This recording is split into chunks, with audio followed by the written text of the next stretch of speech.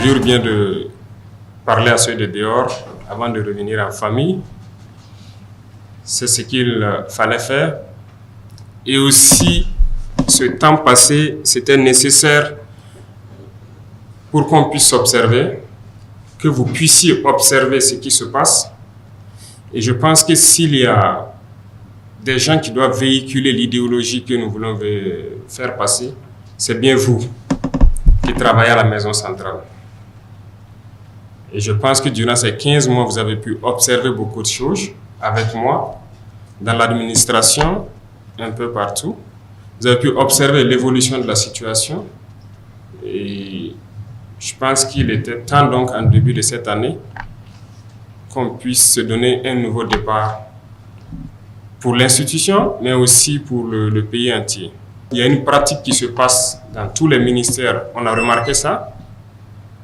Lorsque vous demandez un travail, automatiquement, c'est un cabinet d'études externe. On donne au cabinet pour faire l'étude et c'est coûteux.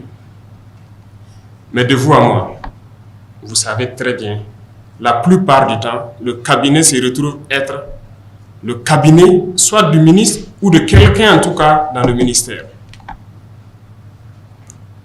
Est-ce qu'on se comprend? C'est du vol. Disons-le clairement, ce n'est pas bien. Vous êtes par exemple informaticien. On vous demande un travail dans ce domaine. C'est vous qui êtes censé le faire. Sinon, à défaut, il faut remonter vers des institutions, en tout cas étatiques, qui puissent vous aider à le faire. La première des choses que les gens font, c'est un dossier rapidement. On recrute un cabinet et on les donne. Et derrière lui-même, il part travailler. On a observé ça. Il fallait donc un long temps d'observation pour comprendre et confirmer les mauvaises habitudes des gens dans l'administration. On veut faire en sorte que certaines institutions telles que l'ANSAL puissent être ces cabinets-là. Là où ils seront limités, ils vont dire qu'ils ne peuvent pas, il faut qu'ils recrutent des experts dans tel domaine. Ils vont recruter et ils vont le faire. Mais la plupart des travaux qu'on essaie d'effectuer dans la plupart des ministères, il y a de la ressource à l'académie pour le faire. Donc, ça sera opérationnel cette année et très vite pour qu'on arrive à économiser un peu. On n'est pas contre, il y a beaucoup de... Le privé est très développé. Donc, les cabinets privés peuvent servir aussi à faire des études pour beaucoup de structures privées. Mais il ne faut pas que dans l'administration, on recrute des compétences et à chaque fois qu'il y a un travail, il n'y a pas de compétences. Il faut repartir encore vers un cabinet privé. C'est du vol, c'est de la triche et on va mettre fin à ça. On a parlé de mots comme la corruption, mais ça continue. La lutte contre le terrorisme, oui, il y a des avancées, il y a beaucoup de choses, mais il faut que nous-mêmes reconnaissions qu'il y a un volet sur lequel il n'y a pas eu une lutte acharnée. C'est la corruption, c'est la lenteur administrative, en tout cas l'administration en général. Ce volet, il faut reconnaître, ça n'a pas marché. Mais pourquoi ça n'a pas marché? C'est parce qu'on s'était donné un temps pour sensibiliser, pour parler aux gens, pour que les gens comprennent. Tant dans l'armée que dans le civil, que les gens comprennent où est-ce qu'on part, pourquoi il faut cesser telle habitude. Pas que les gens ne comprennent pas, ils font semblant et se disent qu'on ne prendra jamais de mesures. Aujourd'hui, il y a tellement de lois qui ont été votées pour protéger le travailleur. C'est très bien. Mais chacun devrait faire la mission pour laquelle il a été recruté.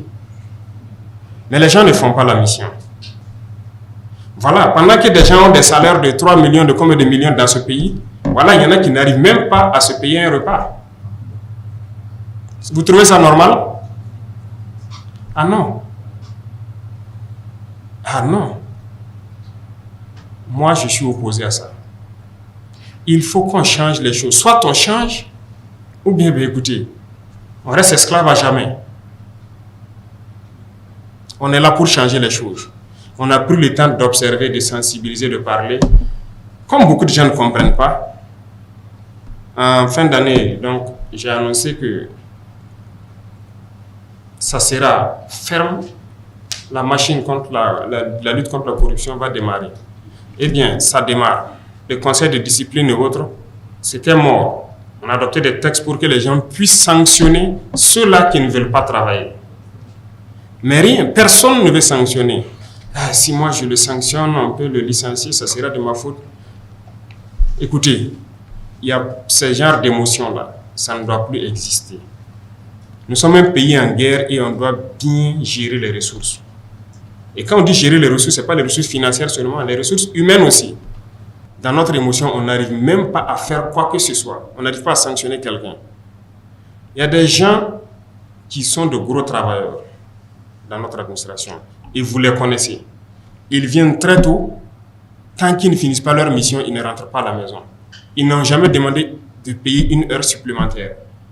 Ils sont nombreux ceux-là qui viennent, qui repartent jusqu'à la nuit, qui font le travail. Mais en réalité, ils font le travail de certains paresseux et de certains fainéants qui viennent et à 10 heures, ils sont donc dans des maquis ou bien ils sont au porc au four. Ils ne veulent pas travailler. C'est la réalité et vous les connaissez. Et d'autres sont obligés de faire leur travail. Mais pourquoi ces gens-là, on ne les sanctionne pas? Tous ceux qu'on va prendre dans les situations d'absence chronique dans les administrations et qui ne sont pas sanctionnés, la personne sera licenciée. Le directeur qui était censé le sanctionner là sera probablement licencié aussi, sinon puni. On ne peut pas continuer comme ça. L'esclavage existe dans nos administrations. On vous a recruté pour faire un travail. Vous vous retrouvez assis au bureau. Un commerçant ou un pauvre paysan vient pour un papier. Vous le voyez, certains sont tellement orgueilleux, gonflés. C'est de l'esclavage. Il ne fait pas d'abord son travail. Il le crie dessus. Il cherche les gens de leur bureau. Si tu fais, tu quittes mon bureau. Et souvent, il les cherche. Les gars sortent, ils tournent. Il ne fait pas le travail, il se lève, il part faire. Ces gens-là existent dans l'administration. On le dit publiquement haut et fort. 15 mois à s'observer, c'est trop. Si on t'a recruté d'être dans une administration pour faire un service, tu le fais. Tu n'as pas à esclavagiser des Burkinabés. On vient pour faire un papier. Le gars vient souvent, il ne comprend même pas français. Souvent, il ne connaît même pas le nom du papier. Mais tu as été recruté pour faire ça. Tu l'expliques clairement et tu lui dis tout ce qu'il y a. Il rentre dans son bureau, il est assis. Oui, toi, tu veux quoi? Les gars commencent à parler comme ça. Et si tu ne sais pas ce que tu veux là, quitte mon bureau. Nous avons des films comme ça. Ouais. Et il finit par chercher le pauvre commerçant ou le pauvre paysan, quitte son bureau. Il fait ce qu'il veut sur son ordinateur. Et puis, dans peu de temps, il se lève, bon, il prend son téléphone, il a quitté le bureau. Il n'est plus là. 11 heures, vous revenez, son bureau est vide. Et c'est jusqu'au lendemain. Ce sont ces gens qui font que d'autres sont là. Ils sont obligés de travailler jusqu'à la nuit. Parce qu'ils sont obligés de faire tout leur travail. Ils accumulent les dossiers dans les casiers. Ils ne travaillent pas.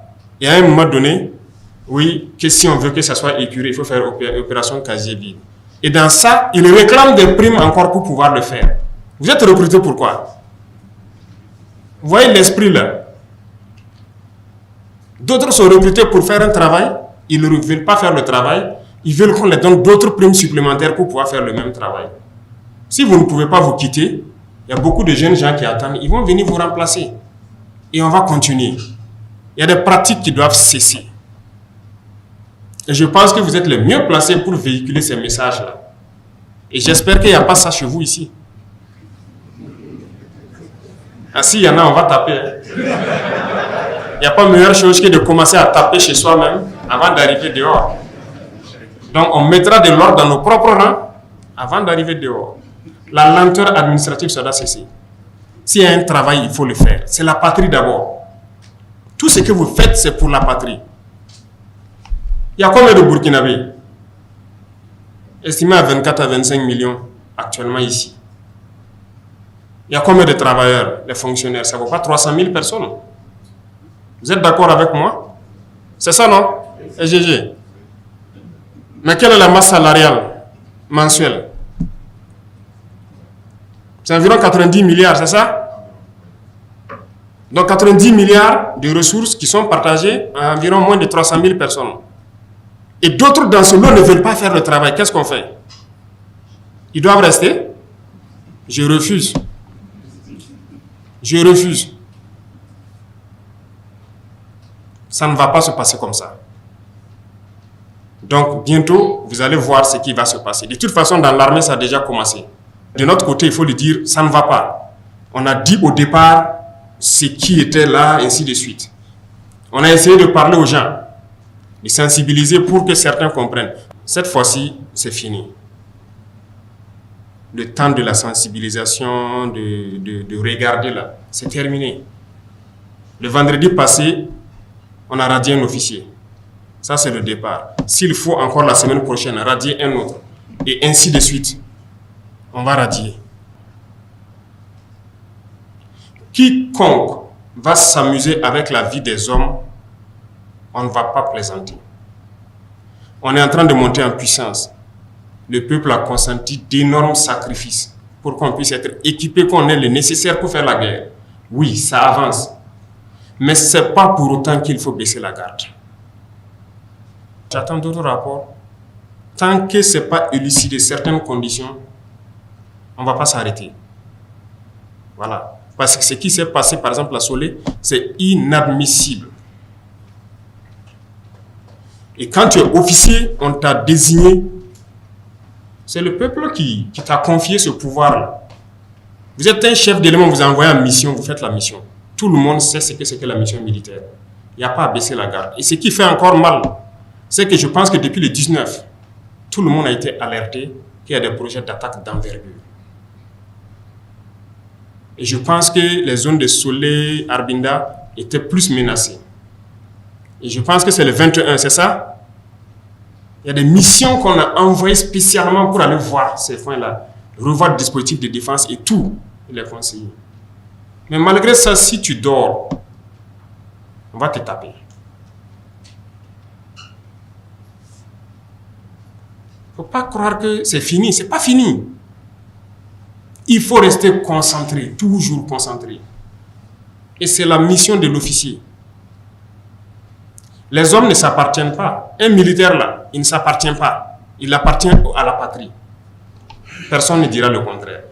Et si on prend quelqu'un, tu es un chef d'élément, on te confie des hommes, c'est toi ta responsabilité de tout faire pour qu'ils soient en vie. Tu les commandes. Si quelqu'un refuse, tu le punis. Jusqu'à la radiation, ça existe. Ce qui s'est passé là-bas, on a été surpris. Du moment même que le matin à Gorgadi, on dit qu'il y a une attaque, ça veut dire que tout le monde se met en alerte. Mais 3 heures plus tard, à 9 heures, on vient encore attaquer. Non, c'est impossible. Il est temps que la révolution, là, ça marche. On ne peut pas vouloir se développer dans ça. En voulant feinter, déplacer les problèmes. Non, il faut affronter les problèmes et les résoudre. Voilà pourquoi les gens affrontent actuellement le terrorisme et combattent. Donc dans l'administration, chacun aussi doit affronter tout ce qui est problème et résoudre. On ne va pas avoir froid aux yeux. On fera ce qui est bien pour le peuple là. Et que tout le monde puisse vivre dignement. Que chacun se mette au sérieux. Et ça commence par vous, travailleurs de la présidence. Vous devez montrer le bon exemple. Vous devez pouvoir véhiculer l'idéologie. Il faut qu'on arrive à équilibrer la balance. L'autosuffisance alimentaire. Ce qui va nécessairement faire baisser le coût des denrées. Même si vous touchez 100 000 francs, si le sac de riz a baissé, ainsi de suite, tu peux nourrir ta famille. C'est lorsque vous avez un bas salaire et que le coût de la vie est élevé qu'il y a un problème. Donc c'est ce combat que nous essayons de mener actuellement pour que tout le monde puisse avoir à manger. Et aussi, ce qui va en parallèle avec, comme on l'a dit la dernière fois, c'est de tout faire pour arrêter les importations. On va importer que ce qui est nécessaire. Et je pense que c'est dans ce sens que l'APEC a été créée, pour qu'on puisse s'industrialiser un peu. Il y a beaucoup de volets qui seront pris en compte là-bas. Il y a des usines qui ne coûtent vraiment pas grand-chose. On peut le faire. On trouvera toutes les formules possibles pour pouvoir s'industrialiser et éviter que nos devises ressortent. Parce que nous ne sommes pas pauvres. Mais tout ce qui ressort de notre sol repart dehors pour payer à manger. 7500 agents de la fonction publique qu'on veut recruter. D'abord, pourquoi il faut recruter? Est-ce qu'on a fait vraiment le point? Les GRH doivent ouvrir l'œil. Parce que je sais que les premiers marteaux, ça va commencer par eux. C'est sérieux. Les gens ne maîtrisent pas les effectifs. Et sciemment fait. Partez dans les ministères, vous demandez les effectifs et la position, on ne peut pas vous donner. Voilà la situation au Burkina Faso. On veut recruter. On ne nous amène même pas combien partent à la retraite, combien peut-être ont démissionné, ou peut-être des cas de décès. Il faut ces statistiques-là pour exprimer le besoin. Maintenant, chacun est assis de façon mécanique, il reconduit seulement. Il reconduit. Ils auront un délai. S'ils n'ont pas pu le faire, ça veut dire qu'ils sont incompétents pour faire leur travail. Oui. Vous êtes dans les quartiers, dites-moi, combien de fonctionnaires vous connaissez sont couchés chez eux? 24 sur 24, ils sont à la maison, ils font ce qu'ils veulent. Parce qu'au bureau, ils sont 2, 3, 4 dans le même bureau. Et ils se relèvent. Et même ça, le travail n'avance pas. C'est pas bien. Mais ça, c'est le travail des RH. Il faut qu'on maîtrise les effectifs, qu'on sache pourquoi on doit recruter. Parce que la fonction publique, beaucoup de gens ont compris peut-être les paresseux dont je parle là, c'est comme une assurance vie. Une fois que tu rentres, on ne peut plus rien te faire. Voilà, tu peux faire ce que tu veux et voilà, jusqu'à la retraite, c'est assuré. Ah, c'est fini, désormais, il n'y aura plus ça. Et on va même voir la formule pour trouver un décret pour les citoyens lambda. Si tu gagnes à prendre quelqu'un dans la corruption ou même dans des mauvais comportements, tu as une prime. J'ai déjà donné les instructions pour faire ce décret-là. Et ça va passer. C'est ça, non? Et si tu as la preuve que le gars-là, il est absent, on demande des justificatifs, il n'y a pas de justificatif, c'est cash, ça se paye. Si tu as la preuve qu'il a fait la corruption, tu viens. Donc, on va instituer une prime pour ça. Donc, l'instruction a été donnée de faire ce décret-là. Ça sera comme ça. Dans le monde, il y a des exemples. Les gens sont passés par là pour lutter contre les mauvaises pratiques, contre la corruption. Pourquoi tout le monde va venir dans la fonction publique? Voilà l'autre partie de la réflexion. Après le pourquoi recruter, pourquoi tout le monde vient dans la fonction publique? Je pense qu'on peut créer beaucoup d'emplois sans forcément être dans la fonction publique. Aujourd'hui, comme je vous dis, nous, on paye tout de l'extérieur. Mais Dieu nous a fait un cadeau. Le Burkina, là, c'est une bénédiction. Il y a tout ici. Tout marche. Mais il y a d'autres secteurs. Il faut qu'on oriente les jeunes vers ces secteurs-là. Pour recruter les 7500 agents, rien que pour le concours, on dépense plus de 4 milliards. Ça, c'est pour faire le concours. Hein. Et ces 7500 agents, la masse salariale annuelle, c'est 22 milliards et quelques. Est-ce qu'avec ça, 22 milliards et 4 milliards dans l'année là, vous pensez qu'on ne peut pas recruter, créer de l'emploi pour plus de 20 000 personnes? Les emplois pérennes. Il faut qu'on arrive à rationaliser nos finances là. Ça ne peut pas se passer comme ça. On va subventionner beaucoup de cultures. On va organiser les filières là et les aider comme on peut. Parce que nous avons de braves paysans au Burkina. On n'a pas de paresseux, hein. On a de gros travailleurs au Burkina. L'initiative qu'on a lancée, moi j'ai suivi tout de bout en bout. Jusqu'actuellement, ils sont en train de récolter le riz. Mais on a de braves paysans. Il les suffisait d'un peu d'aide. On était parti sur 11 000 hectares. On en est à 15 000 hectares. C'est un échantillon. La plupart des bas-fonds où les gens sont partis, on me renvoie les films que je suis quand ils interactent avec les paysans. Vous allez les trouver, ils ont des bassins de 50 hectares. Mais du fait de la pauvreté, ils ne peuvent que cultiver 1 ou 2 hectares. Qu'est-ce qu'on a fait? On a trouvé de l'argent. On laboure tout, les 50 hectares gratuitement. On vous donne les intrants et on vous donne les semences améliorées que nos chercheurs ont produit. C'est des chercheurs burkinabés, toutes les semences qui ont été données, c'est eux qui ont produit. Une fois que les paysans ont eu ça, mais ils ont fait un travail incroyable. Les résultats sont largement au-delà de ce que vous attendiez. Que ce soit les riz ou le maïs que moi, en tout cas, je mange, c'est ce que j'ai cultivé. Ça vient de la terre du Burkina et je ne vais plus manger de riz importé. Ça, c'est fini. Et les gens sont en train de récolter actuellement. Les paysans sont dépassés. Ils disent qu'ils n'ont jamais vu ça parce qu'actuellement, ils vont manger à leur faim, tous ceux qui ont pu bénéficier de ce programme. Ils pourront payer l'école de leurs enfants. En tout cas, ils ne vont plus tendre la main aux autres. Parce qu'au Burkina, le système, c'est quoi? Quand quelqu'un est fonctionnaire dans une famille, c'est lui qui gère toute la famille. Mais pour qu'on n'inverse pas le système, que le salaire de fonctionnaire soit pour lui, il faut que les villageois aient à manger. S'il n'a pas à manger, il va venir vers vous.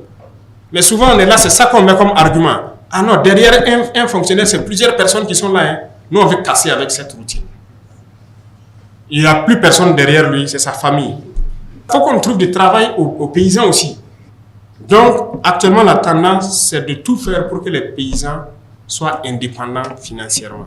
L'initiative a donné un coup de pouce, on a vu, c'était une expérience.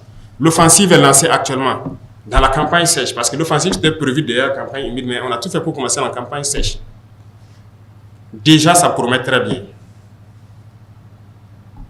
Si ça prend comme on le souhaite, mais c'est fini. Les producteurs sémenciers, nous avons les meilleurs producteurs sémenciers d'Afrique. Vous ne saviez pas peut-être, hein? Moi aussi je l'ai appris, je les ai rencontrés, qui vendent partout en Afrique les semences, les Burkinabés. Beaucoup de gens ne les connaissent pas. Ils produisent ici et ils vendent un peu partout en Afrique. C'est eux qui ont produit les semences qui sont en train d'être utilisées actuellement. Ça veut dire qu'on a du potentiel. Il y en a, il faut les valoriser, c'est tout. Il faut donner à travailler à la jeunesse. Et je ne pense pas que c'est dans la fonction publique forcément. C'est un débat qui va se mener et il faut de la communication pour sensibiliser et à nous de pouvoir créer les emplois nécessaires pour que les jeunes puissent s'épanouir. Tout le monde est là, c'est juste la fonction publique. Non, il faut qu'on change la donne. Il y a beaucoup de secteurs d'activité. Donc, en pensant aux plus démunis, ça nous amène à changer la conception des choses. Le monde paysan qui souffre beaucoup, le combat est orienté vers eux. Aujourd'hui, nous sommes en train de creuser plein de forages à grand diamètre pour qu'ils puissent cultiver et travailler toute l'année au lieu que ça se limite à la saison pluvieuse. Il y a un programme de 136 forages à haut débit. Donc, les réalisations ont commencé. Je pense que plusieurs forages ont déjà vu le jour. Et ça va continuer pour que nos paysans puissent travailler. Et je pense que c'est ça le plus important. Et chacun d'entre vous, quand vous êtes dans votre bureau, il faut toujours penser à ces pauvres paysans-là. Il faut qu'ils arrivent à vivre dignement pour que vous n'ayez pas chaque fois, à chaque fin du mois, pensé à envoyer quelque chose là-bas. C'est eux-mêmes qui vont vous envoyer des poulets et des vivres pour vous soutenir. Parce que normalement, la richesse est au village. Mais le système a fait que c'est inversé. Actuellement, on a acquis des missiles beaucoup plus puissants. C'est ce qui a été expérimenté à Djibo. Que ces missiles étaient beaucoup plus puissants que les autres qu'on utilise. On en a acquis 2, 3, 5, 10 fois plus puissants. Et il y en a qui continuent de venir. Quand vous dites, on dit on commence le développement de la guerre parce qu'en réalité, l'équipement terrestre, là, c'est maintenant que ça vient. C'est au cours de l'année, là, beaucoup d'équipements vont venir pour la protection et pour la manœuvre. Donc la puissance de feu va s'accroître considérablement au cours de l'année. Donc les cotisations que vous voyez, rien que les petits missiles, ça ne suffit pas. Mais comment on fait pour payer les VDP? Comment on fait pour les équiper? Comment on fait pour équiper le reste de l'armée? Est-ce que vous savez? Mais c'est les ressources du pays. Ça veut dire qu'il y a eu quand même une gestion rigoureuse des ressources. Sinon, nous aussi, on pouvait aller créer des comptes offshore, transférer les milliards là-bas, et puis dire qu'on fait la guerre. Mais non, on a voulu tout faire dans la guerre. Le pays était capable de faire la guerre, mais ça a été mal géré. Ça, il faut le dire clairement. Et qui le veut, on va le démontrer. Rien que le matériel de protection et les armes individuelles, C'est pas du jeu. Mais tout ça, ça a été payé, non? Toutes les armes qui opèrent aujourd'hui ont été payées par l'argent du contribuable. C'est dans la gestion qu'on a pu le payer. On concentre tout, on optimise et ça peut faire la guerre. Je pense que c'est un sacrifice qui n'est pas de trop. Il faut que notre niveau de la puissance de feu arrive à un certain niveau, de sorte qu'il n'y ait plus match et qu'on reste concentré.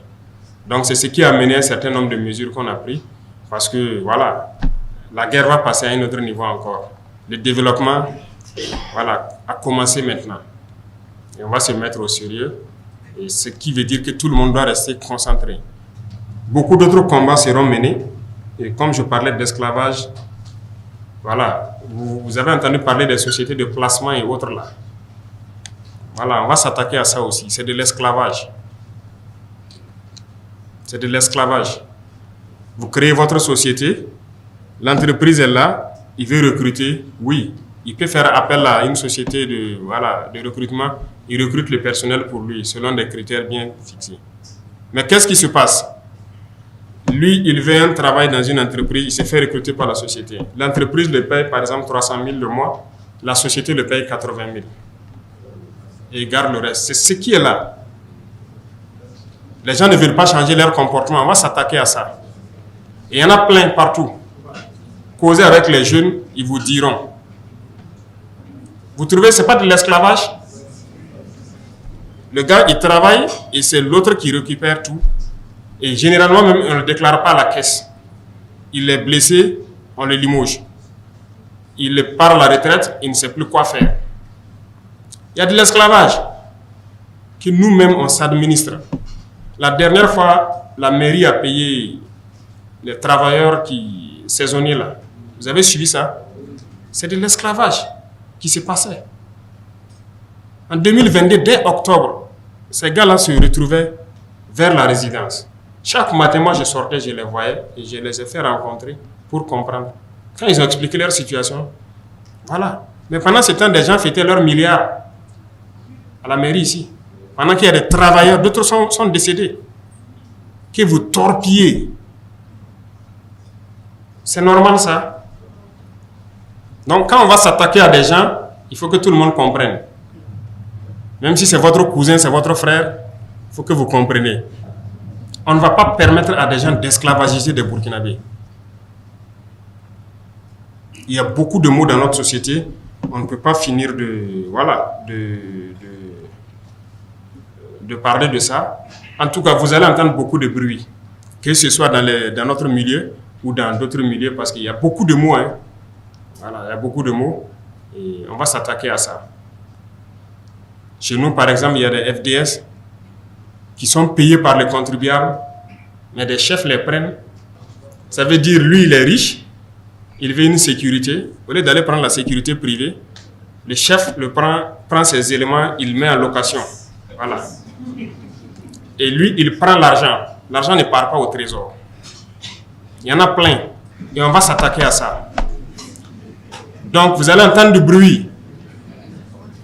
On profite de le dire ici. On va s'attaquer à ça. Ce n'est pas normal que les contribuables payent et que des gens prennent, ils louent et ils prennent l'argent. Ces gens-là doivent aller combattre. Ils ne doivent pas rester ici en ville. Si quelqu'un veut sa sécurité, il y a sécurité privée.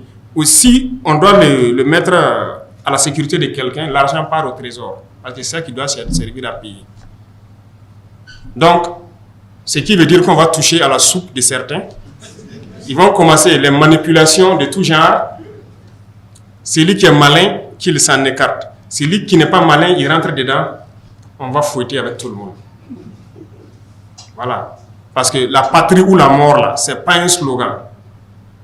Ça a tout son sens. Et c'est maintenant que le sens réel de ce slogan-là, vous allez comprendre. C'est la patrie ou la mort. Soit on gagne pour la patrie, ou bien on meurt. Mais nous allons vaincre. C'est ça le plus important. Ok, merci.